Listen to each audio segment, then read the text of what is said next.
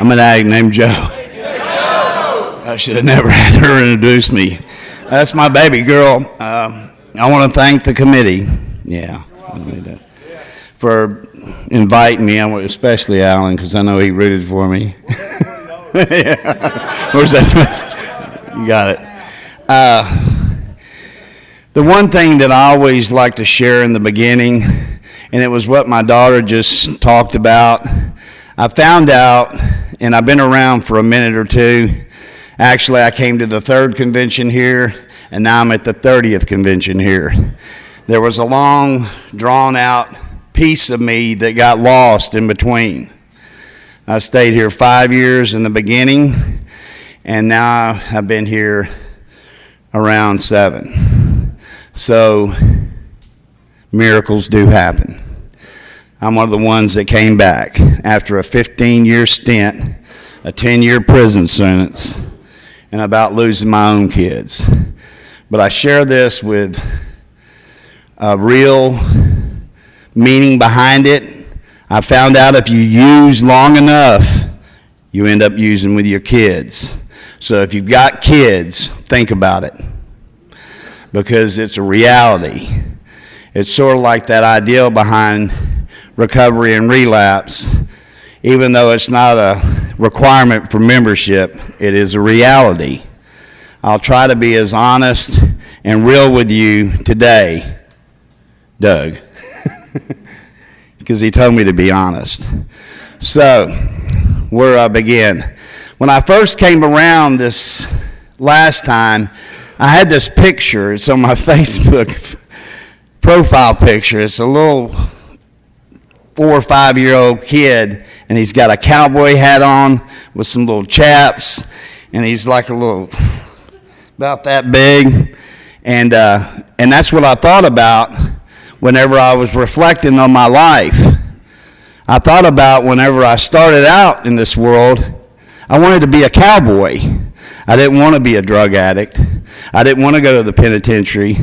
I didn't want to have 6 kids and 11 grandkids, but those things are realities.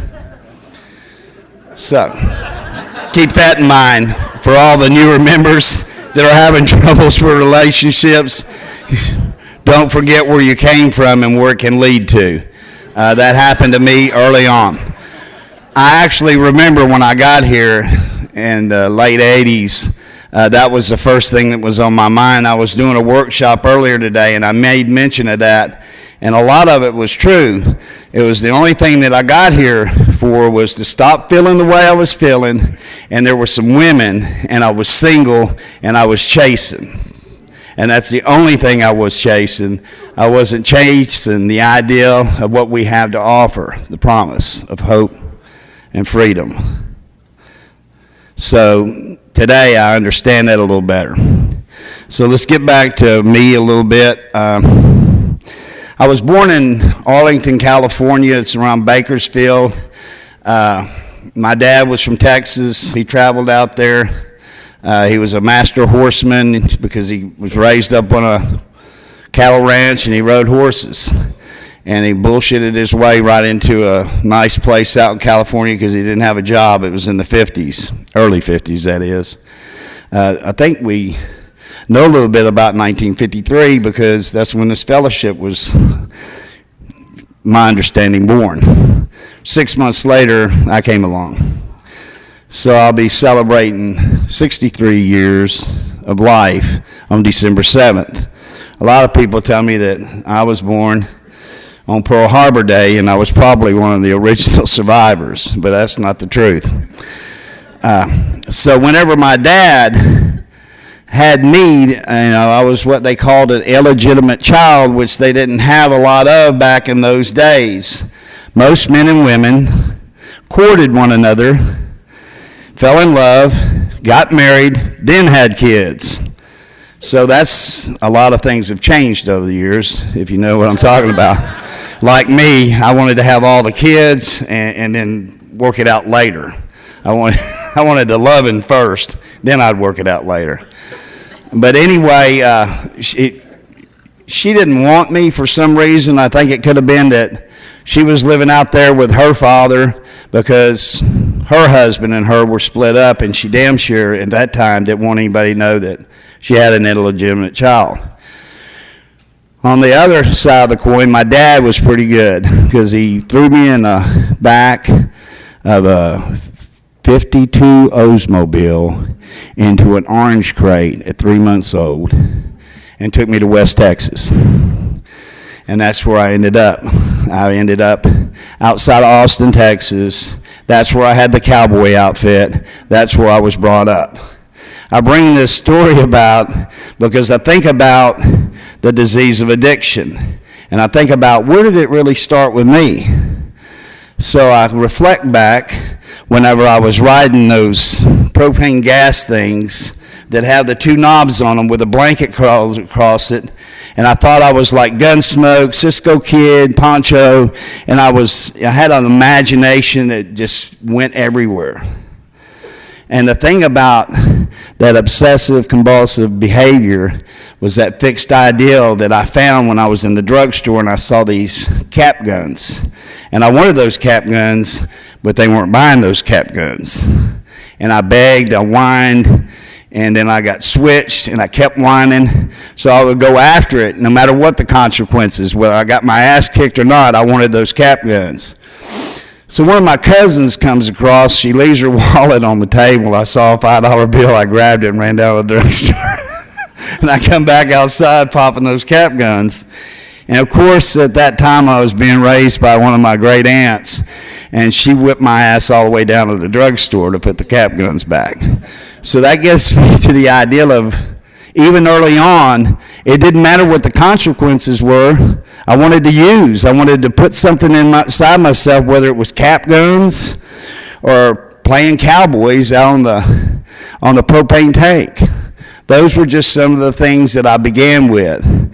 I did it all by myself because there wasn't a lot of kids around at that time. And then whenever I got around other kids, I didn't feel connected to other kids. It's like a lot of stories are told, I felt different than. I mean, in my mind, it was kind of special the way I thought I was. And in reality, I was just a kid, and I didn't understand that. So I always wanted what I wanted, and I wanted it yesterday, and that went with me my whole entire life.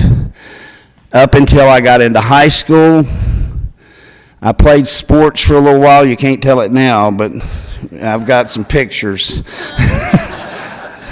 I'll post them on Facebook. I do that every once in a while. Yeah, this is what I used to look like. But anyway, when I got into high school, I hurt my knee, and that's when I started using for the first time. I had drank a little bit here and there, a beer, a little wine we'd steal from whatever store was easiest to obtain wine bottles and beer from. And I'd always end up sick, like most of us do, but yet I still did it time and again. And then I got introduced to this stuff that a lot of people are dying from nowadays, because I was living on the east end of Houston. At this time, I was a teen, and that was the drug of choice around there, and it happened to be pretty good at the time. But I fell in love with that drug, and it escalated the way that I felt about myself. I had confidence. I didn't worry about what anybody thought. I began to run. Instead of being in the pack, I tried to lead the pack, and what happened was I ended up, like a lot of us do, I got in trouble at an early age. Now, at this time is when I don't know if any of you know anything about the military, but in the early 70s, they had this thing called court-appointed service. You know how we're so proud about our military that served today? Well, I was court-appointed. That meant that I had a choice. I could get locked up, or I could go to the Army. So, in all truth, that was probably the best thing that could ever happen to me. But did that stop me from using? No, because it was during the Vietnam era, and there was a lot of really good dope back then too. So that's what I ended up running into there. So it escalated again. So anyway, as time went on, because I want to talk about how I got clean and the things that happen whenever we get clean and we get involved with this fellowship. Of course, I had a son during that time, which I'll talk to you about him a little later in some of the steps that I worked. And I haven't seen him for a while either. But the first woman I was ever in love with and got married to, that's one. And one child, one wife. So, and then as, you know, I ventured off and traveled across the states and out west, east, north, south.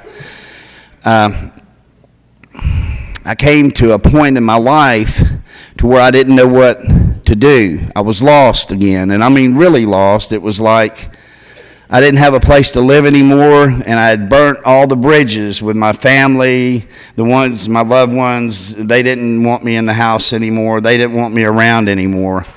Well, my uncles didn't mind me around because they were all used, but the rest of my family didn't want me around, the important ones that I thought at that time.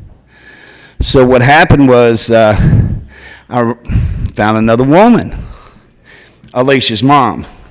I met her, and there she is, her mom. I'll tell you a little more about her in a minute. But we had Alicia. And then, of course, you know, in the basic text it talks about geographical change. And I reflect on that because when I first got my first basic text, I read through there a little bit and I saw that and I was like, damn, that sounds like me. And I moved to West Virginia. And that's been 30 years ago. Alicia's 32 now. Okay. I got 6 kids, all right? But we moved here in like 1985. And it was a bad winter. And I used the adage about, well, it was always so hot down there, and I wanted to start over again. So, sorry about that. But when I got up here, I thought that, well, I was in West Virginia. There wasn't nothing but a bunch, and don't get mad, of hillbillies up here, and y'all didn't know anything about fucking drugs. Damn, I got fooled. Because I ran up here to get away from everything. I think by that time, Alicia was 18 months. Robin was pregnant with another one. And we got up here, and of course, I didn't leave me back in Texas. I came up here with me. And by the time I caught up to myself up here, things started to go awry again. I actually got promised a job up here, and that fell through.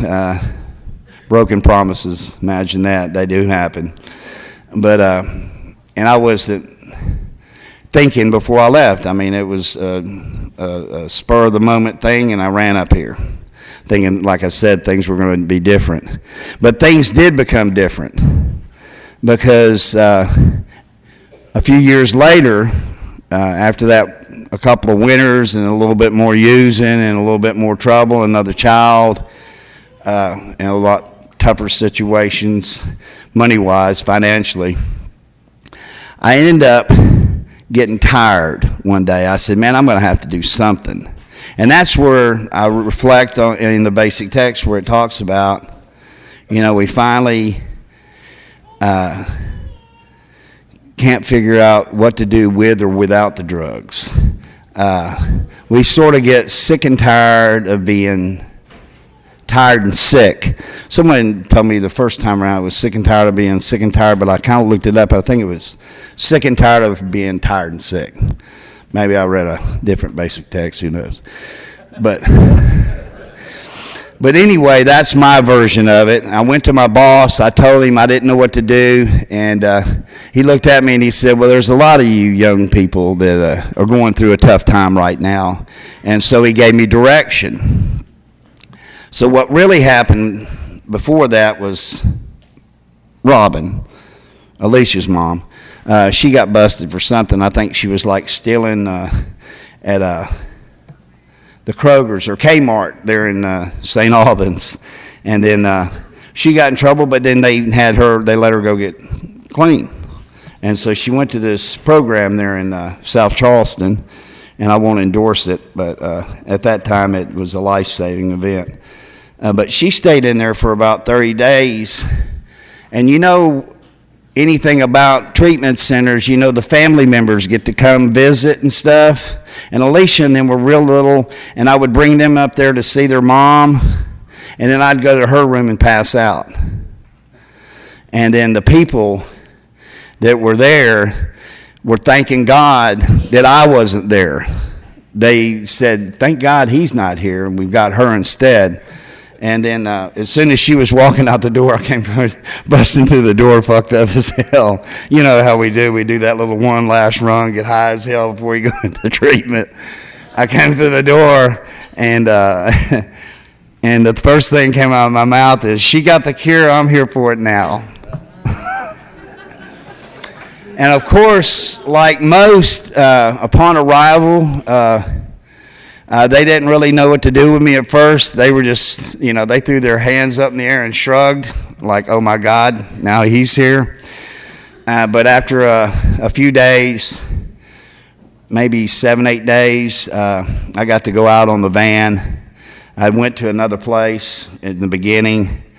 I went to a couple of those, and they heard me talk, and they said, you probably don't belong here. There's another place down at the end of the hall that you can go to, in that order. And so I ended up arriving at Charleston Central Group. It was the first meeting I ever went to. It's one of the oldest meetings in the state, by the way. They used to meet at St. John's. There was like 4 meetings. So I ended up there, and I saw Robin was there, and so I kissed her, and this guy named Jeff A., well, he's passed now, Jeff Awash. Him and Kenny P were up outside there, and they're looking at each other, what's this motherfucker coming up here trying to get our women?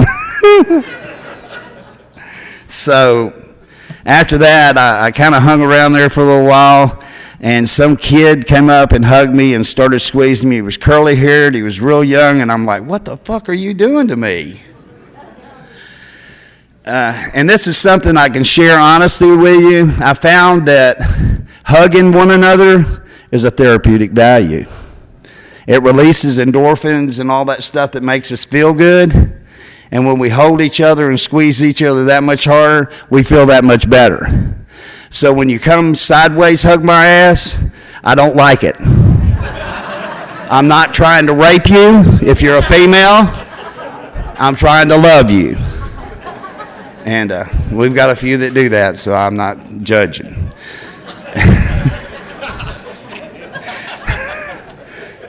But anyway, let's get on a little bit. And I wanted identification. I found that through Kenny P.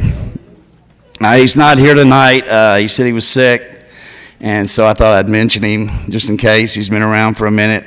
When we talk about the guy or the gal or whoever's in here that we think about, and we have faith in someone in NA that believes in us no matter how fucked up we are, that's the guy.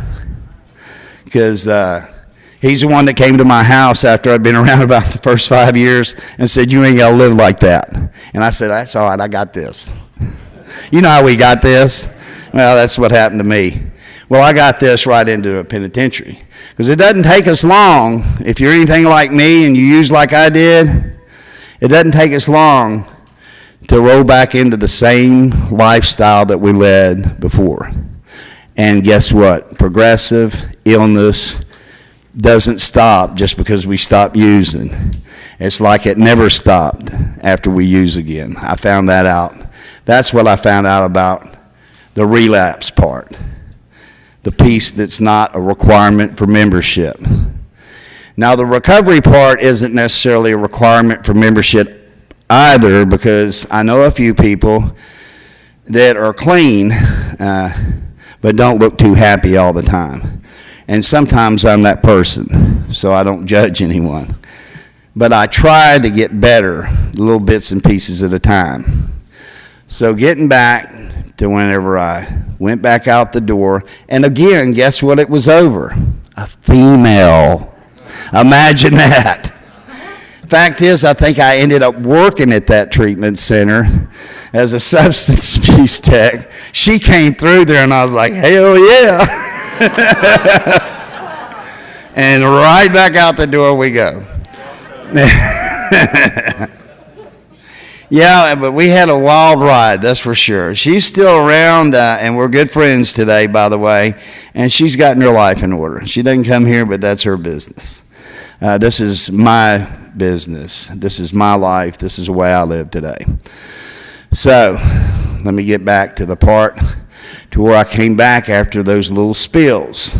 So, even though I got locked up for a long time, like a lot of us do, and we get home and, hell, we've been clean, well, to some extent when I was locked up.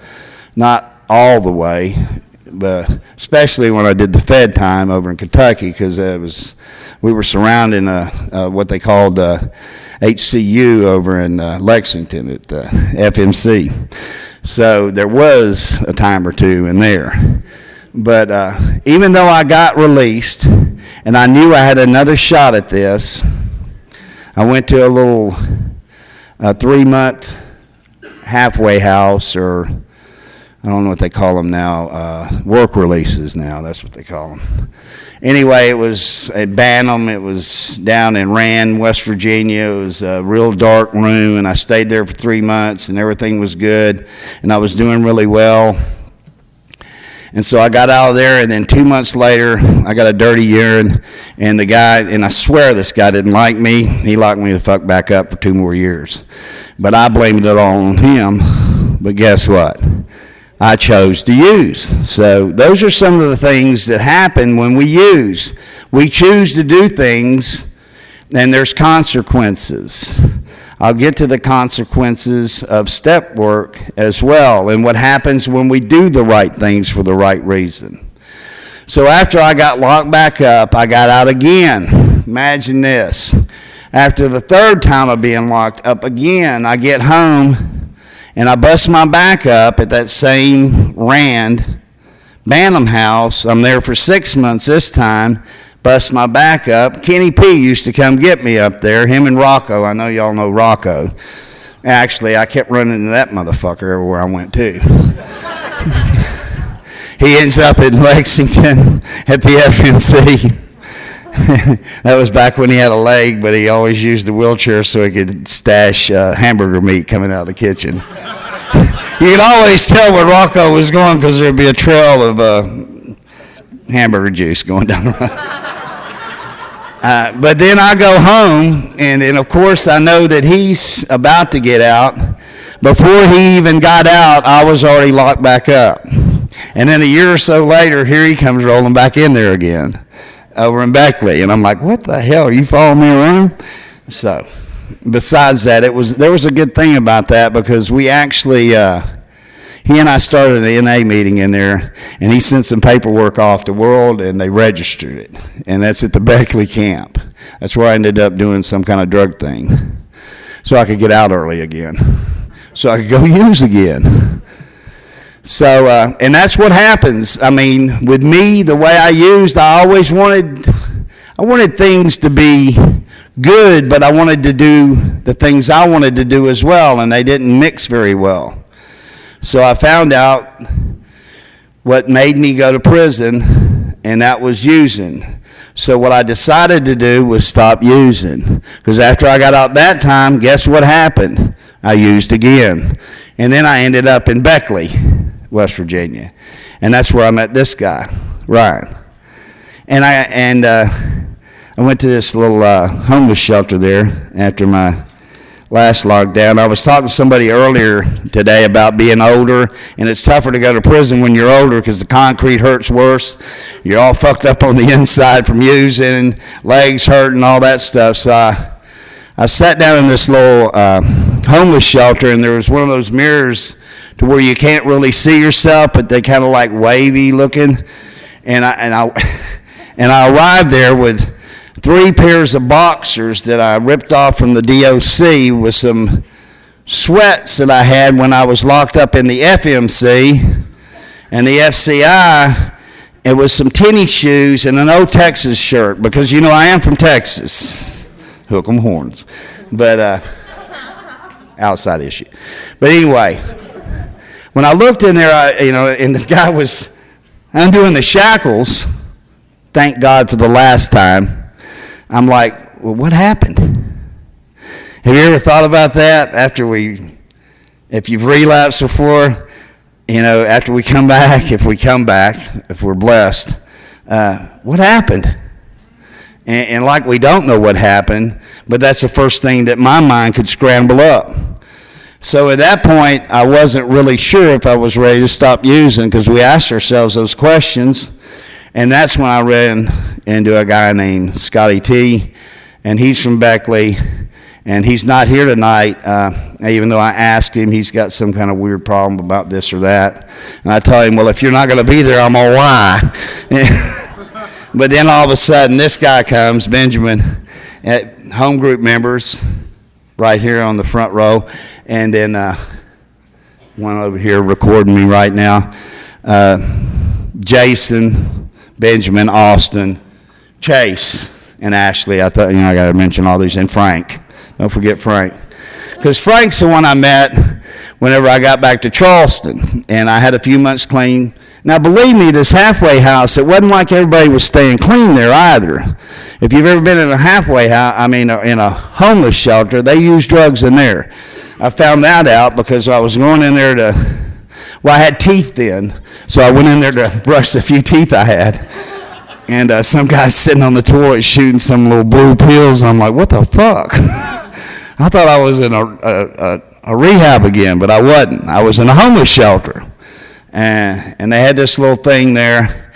And that's where I got reintroduced to Narcotics Anonymous. That's where I found my sponsor that I still have today. And I remember walking to the meetings, the High on Life group. It was in a different building than it is now. But I would walk from that halfway house across the highway there, Eisenhower Highway or whatever it is, drive, and up these back roads to get there in the snow with tennis shoes and thin-ass socks and a T-shirt and sweats, because I didn't even have a jacket. But I knew what I wanted to get. I wanted to remember where I came from, and I didn't want to forget. So after I did that for 3 months, someone finally gave me a different pair of pants, another shirt, and a jacket, by the way. That's why I love this family, because we do treat each other like family, no matter how fucked up we are. We care about each other. So after I stayed there for a little while, I was headed back to Charleston, my old stomping grounds by this time. And the guy that was sponsoring me, of course, he was my temporary sponsor, and he told me the truth. He said, we're all only temporary, really. We just take the journey together. Our paths may part here or there, but everything's only temporary, and I found that out over the years. So when I got back home, I had asked him to continue to sponsor me, so we did it long distance. And he's the one that introduced me to the idea of putting God first and putting you all before me. And I found out that's how I live today. Whenever I can do that, I'm a success.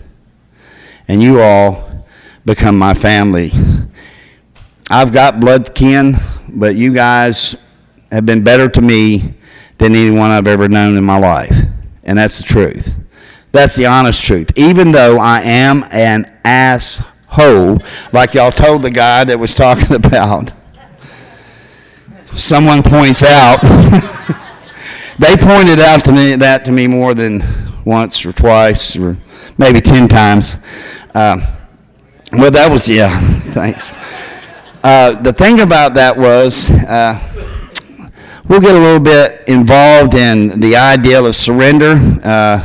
In the first step, I've actually work steps. I've incorporated them into my life as a part of my life. I practice them daily.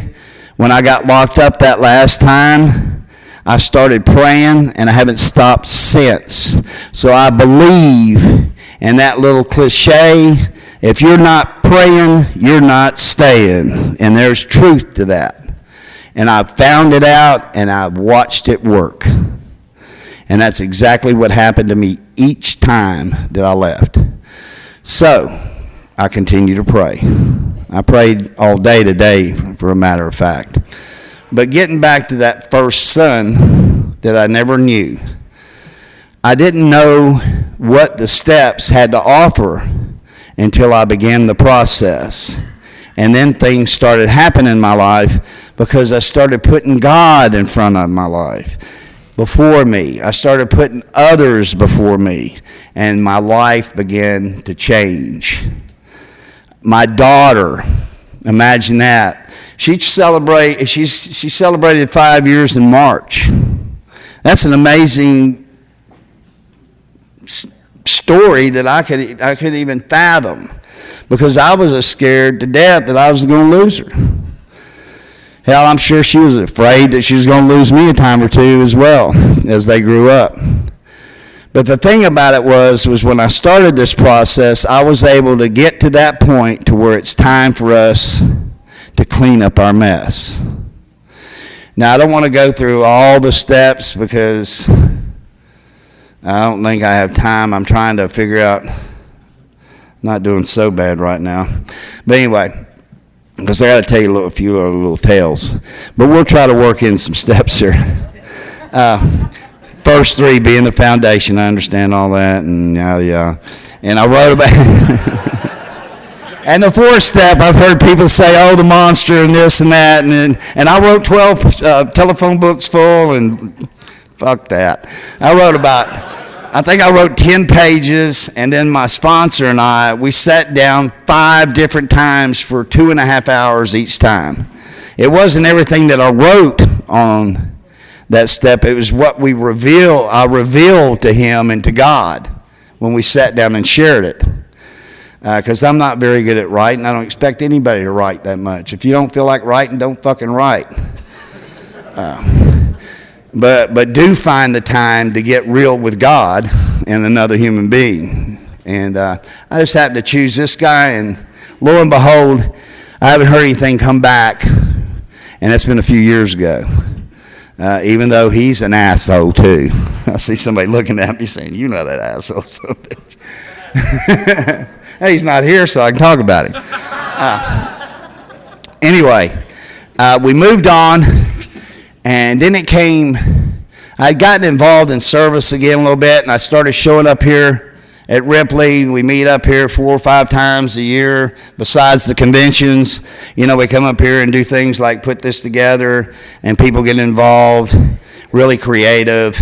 We don't hassle with each other. Somebody's got a good idea, we go, yeah, that's a great idea. Along those lines. They know I'm lying. But actually, when I first came up here, it was like, I'm from Metro now, mind you.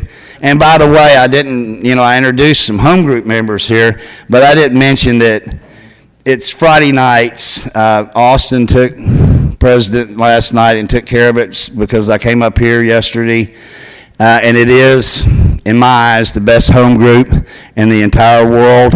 We're not, even though we have lifeboats around us, we consider ourselves the ship.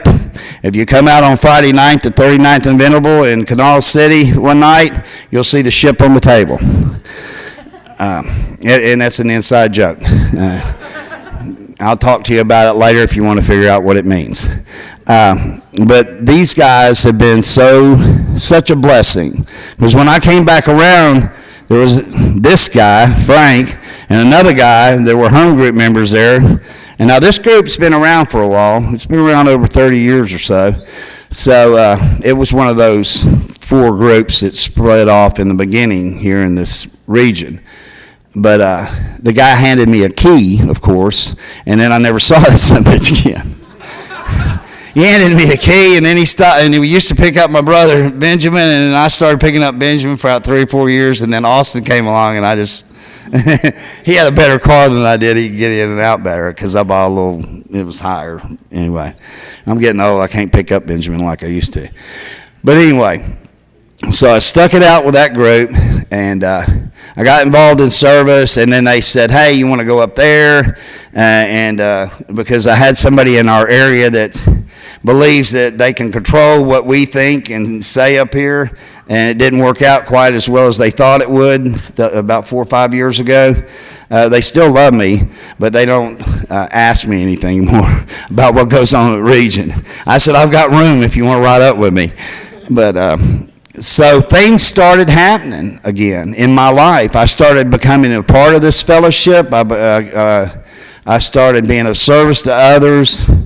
And of course, like a lot of us, I continued to grow. And then we get back to the part about where I was able to, I wasn't able to tell my son verbatim how I felt. There was no excuses. There was no I'm sorries. If anybody has been through the process of step work, keep this in mind. When you get to 8 and 9, it's not about saying I'm sorry. It's about finding out what we can do to mend. It's about a healing process. And that's what I shared with him. I said, no matter what you decide, when I wrote this letter to him, that's probably the most writing I did in all the step work that I've done. I wrote a 5-page letter to him about how I felt, and that no matter what he did, I loved him. And no matter what I had done, I loved him. And I admitted my wrong, and then his mom contacted me about 6 months later. I sent her the letter, by the way. The first wife, sent her the letter and left it, a letter inside the letter, and I didn't seal it because I didn't want to hide anything from her. I wanted her to be able to see what I put down there. It was, her choice whether or not she opened it or not. I just asked her to pass it on. And then when she contacted me, he said that he forgave me, and that was a real burden. He said, but he did also say we're not going to hang out and run around together, and I'm not going to have you help me coach the boys' baseball team, but he did forgive me. And that's how the process works. I mean, we find a new way to live, we get our life in order a little bit, and then we continue the process. We continue to try to serve others, and we make ourselves available. I was talking to David on the way up, when we were coming up the steps, and I was thinking about that idea that this is just the beginning. He put his arm around my side, and he said, "You'll be all right." And I thought about that, that part, whenever it talks about it's just the beginning. When we make it, when we work through the steps, that means that I don't just stall there. I continue to live, and I begin to live because I'm learning how to live through the step process. Another thing that I've got a little bit of an understanding about is, I'm sure other people have seen it, everything that we do, and when we read these steps, have you noticed that it's all past tense? It's like we already did it. I couldn't figure that out when I got here. I think it was just set up like that so that I would do it, and then I could apply the principles that I learned as I learned them into my life. That's just my thought. I got a weird way of thinking sometimes. I also believe that our predecessors put this way of life in an order that we can embrace anyone. That's when we talk about race, creed, sexual identity, religion, non-religion. No matter who we are, we can recover here. Because for the longest time, I always thought it was just for heroin addicts. I mean, evidently I was proven wrong. And that's okay. But that's what I thought for the longest time. And the only way that I could stop thinking like that was to start changing my attitude and my thought process. That's when I developed the idea of keeping connected through service. And that's what I do today. Because I've seen too many people fall to the wayside. As soon as they stop doing what we do, then I don't see them anymore, and it scares the shit out of me. I had a friend, and I've heard a lot of things that have been happening lately, some deaths that have happened recently, and I reflect on that. Since I've been here this short period of time, so many have passed. It's that one more time. That's the dreaded one more time that scares the fuck out of me whenever I get attached to one of these young fucks. The one that y'all put on the goddamn chair that read "Who is an Addict" a little while ago, and bounced him around for the last 3 conventions, is going on 90 days clean this time, thank God. I think he's catching on.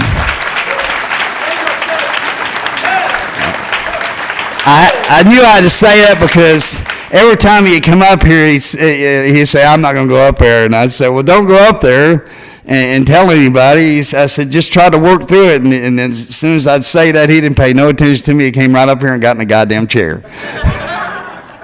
But I guess that was just part of what he had to go through in order to get to where he is now. I get attached real easy because, I've got kids. And there's a lot of young people in this fellowship that I'm real attached to. There's a lot of men in this fellowship that I'm real attached to as well. A few of them are sitting here today. Anyway, where was I going to go with this? I don't want to lie, so I'm not going to lie. I want to tell you a story about what happened in my life. I'm going to tell you a little bit about what's happened since I got clean. Hey, we'll talk about some of the blessings that have happened in my life. Like I said earlier, that I'm turning 63 on December 7th. Well, in my 50s, about 5 years ago or so, I went back to school. Imagine that. And I'm dumber than dirt. I didn't make it out of high school. I went into the Army instead. I think they thought they gave me a GED. They sent me to this 3-day class and said, "You got a GED. Here's a weapon. You're educated. We'll teach you how to live." And they did that. But anyway, and guess what? I got my GED when I was in prison, by the way. They do that for you if they don't do anything else. And of course, the Army helped me with my teeth. I don't want to forget that. I was telling somebody earlier, I said, I got them glued in. I got some of that powder one of my buddies told me about that you put on your teeth and you stick them in there. Hell, it started getting my lips caught. And the reason I tell you this tale, it was somebody cracked me up a minute ago. We were at that damn Las Tracas where you eat Mexican food in town, and we had been up here, speaking of service, up here doing what we do. And we all go over there on break at dinner time, and I'm sitting there chit-chatting. Of course, I always put my teeth in my pocket while I eat. I gum everything. And I had my phone in my pocket, too, and it rang, and I pulled it out, and my fucking teeth shot up in the air. They hit that tile floor at that Mexican place and bounced through that little cave in there and kept going, and I jumped up and grabbed them, scooped them up, where I'm right in the bathroom, washed them off. The thing about it was Ryan was there, and this one guy named Tom G was there, and he laughed so hard I think he peed on himself. Snot was coming out. So that's the kind of fun we have together, right? At the expense of others. But besides that, let's get back to the school thing. I had to tell that story, man. It's still funny today. It gets us comfortable around one another. It's amazing that I've been clean now, and through this process, I've learned how to be comfortable enough in my own skin that I'll put my fucking teeth in my pocket and go out to eat dinner with you after a meeting. And I ain't got a problem with it. Because I've always been vain my entire life. I was always looking in the mirror. Now when I look in the mirror, I'm just making sure my teeth are straight and they're not popping out. Wow, yeah. Don't say that. That ain't funny. But anyway, I went back to school, and of course, I wanted to study something simple.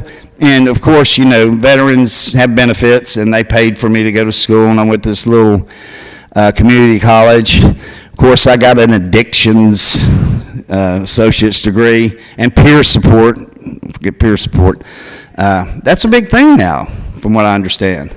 Everything I was doing 5 years ago is a bigger thing now than it was 5 years ago. Change. And but then, you know, like Mike P. always says, he said everybody gets clean in Narcotics Anonymous and wants to be a social worker. And when he said that, I said, easy, watch what you say. I'm trying to be a social worker, motherfucker. I said, I'm old, but I'm not dead. Anyway, I ain't going to go over there. But that's what I attempted to do. And now see, the good thing about it is when we put God before us, others before us, our lives become complete. And things happened, and we're blessed. And next spring I'll graduate with a bachelor's in social work. Imagine that. And I've got a friend in here that help give me some direction. I don't always cheat off of her, but she gives me some good ideas. We'll say that. I won't mention her name.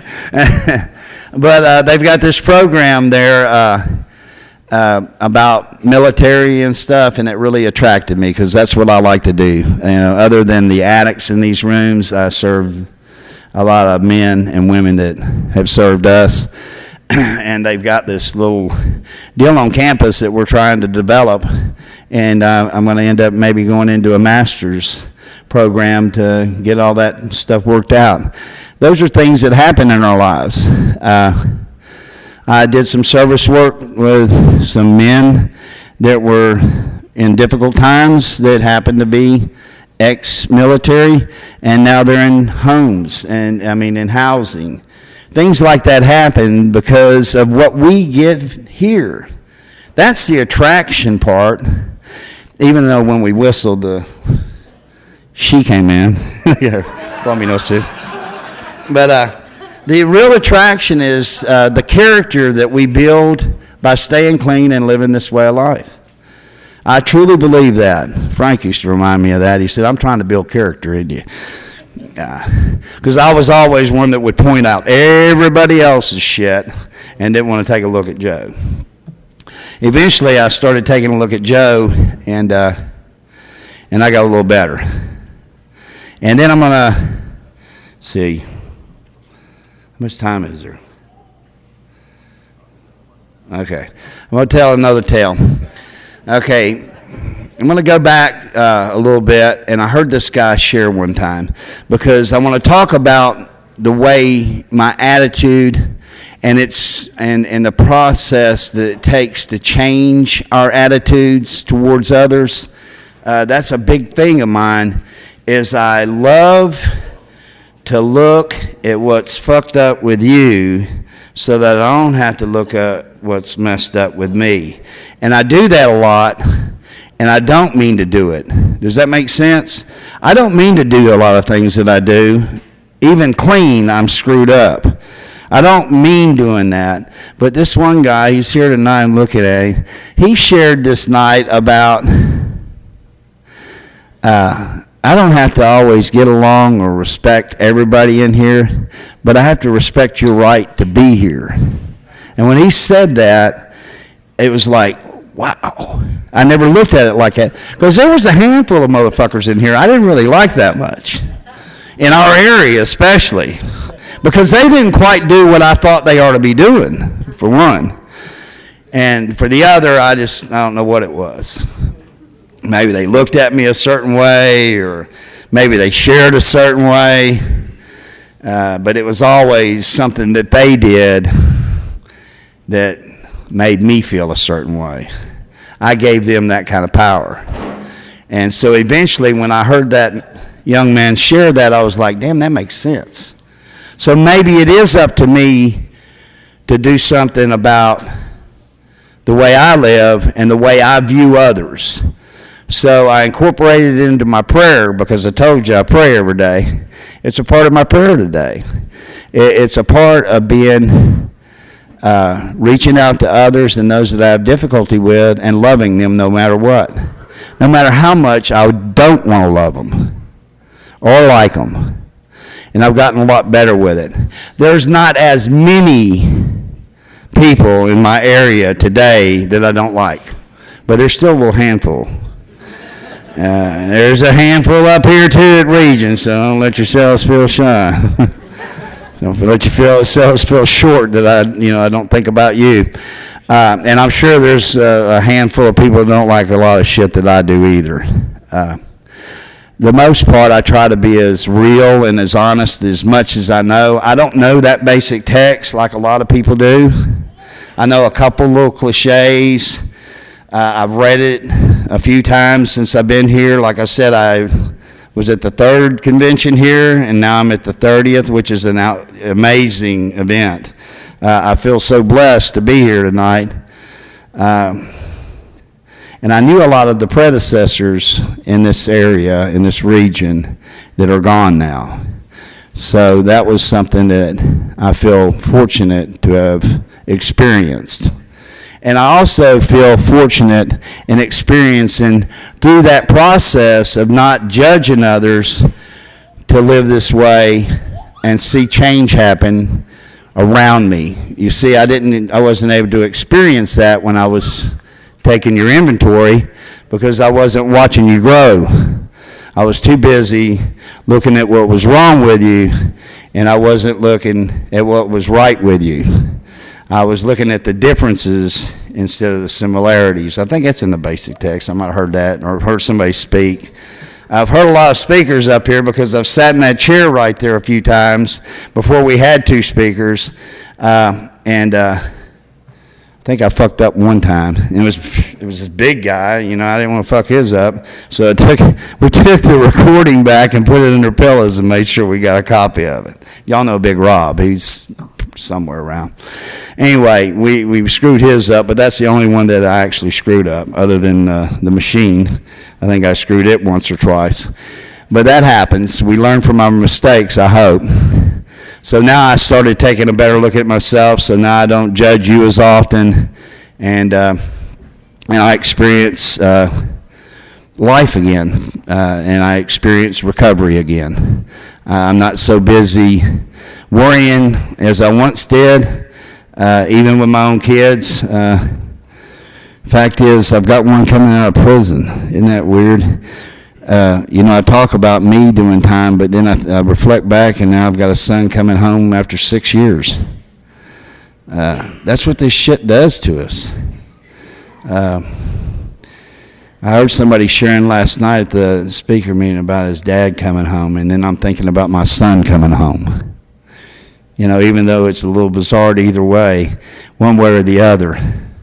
We affect the lives around us, whether it's our kids, our siblings, our friends, our co-workers, whatever. We lose sight of what the disease does to those around us because generally we're only worried about us. Just like I said, whenever I'm looking at you, I'm not looking at me. I have a little bit better understanding of Joe today. Somebody said I was going to be long-winded, and I don't think I'm going to be long-winded because I'm about wore out. Hey, I want to be honest with you. People kept asking me, are you nervous? You nervous? And I said, nah, I'm all right. And I've spoken in front of a lot of people before, don't get me wrong. But when I start speaking and I can't remember stuff half the time, then I'm okay with what I've shared. I will tell you this much, that keep that in mind. It's just an idea.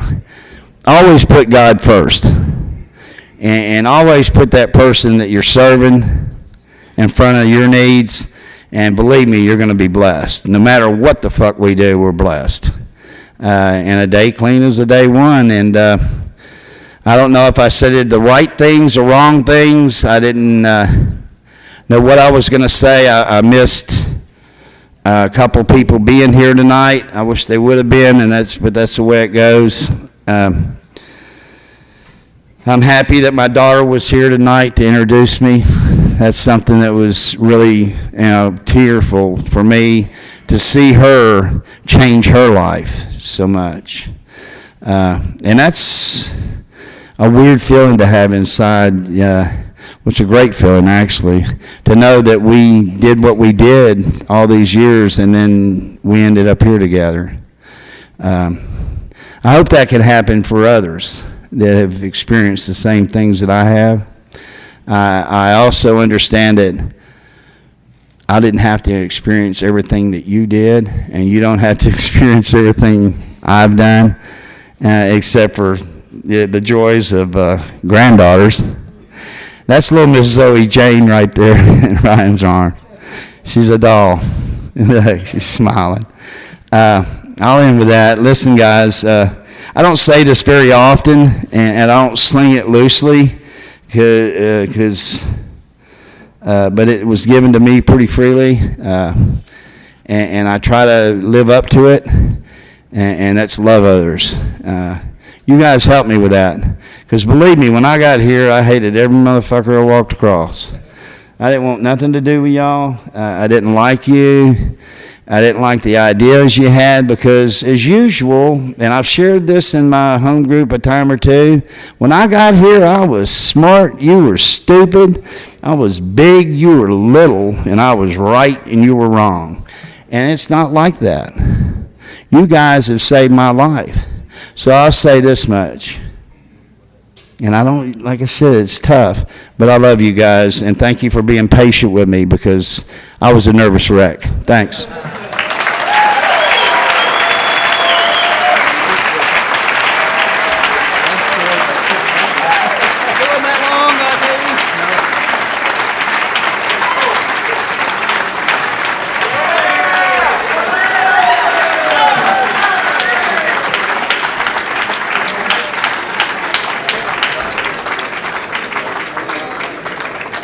Thank you, Joe. You were not long-winded. I teased him earlier, told him to use less commas and more periods. Okay, we got a lot more fun to have here.